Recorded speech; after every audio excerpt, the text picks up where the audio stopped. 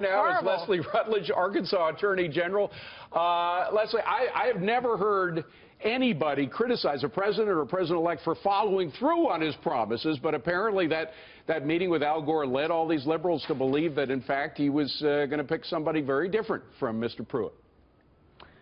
Well, the liberal establishment has been surprised many times in the last few weeks, and this is yet another surprise to them, but not to those of us who know Scott Pruitt and who know the President-elect Trump and the sort of administration that he's putting together.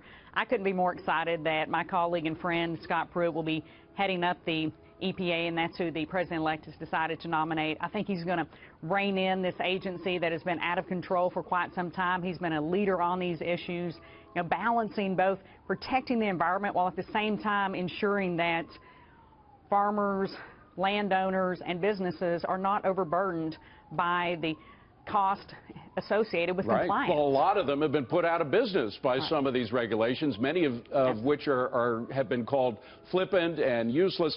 Let's just quote Scott Pruitt himself, who said earlier today, the American people are tired of seeing billions of dollars drained from our economy due to unnecessary EPA regulations, and I intend to run this agency in a way that fosters both responsible protection of the environment and freedom for American businesses. Can't you have both well-operating businesses and a cleaner environment? Absolutely, and all landowners and business owners, and certainly our farmers and ranchers across America, care most about the environment. My husband and I have a farm in Arkansas, and I know that farmers and landowners are the first conservationists. That unfortunately, under this administration of President Obama, that we have seen an EPA essentially putting farmers out of business. I had a farmer tell me once, said, Leslie, if you can afford to get in the business, you can afford to get out of it.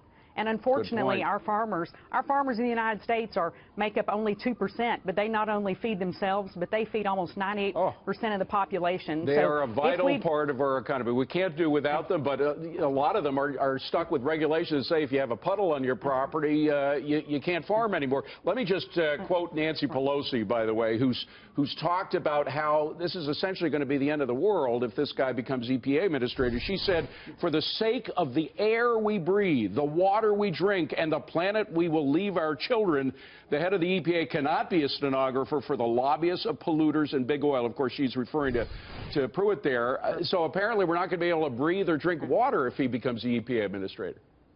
Well, oftentimes they have said the sky is falling, but it is not. The sky is falling on their overreach, out-of-control federal government.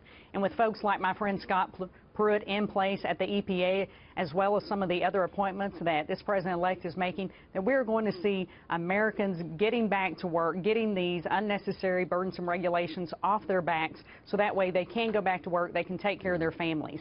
Scott Pruitt has been a big fan and a leader and mentor to many of us in the AG community on environmental issues. I couldn't be more excited that he's going to be in this position.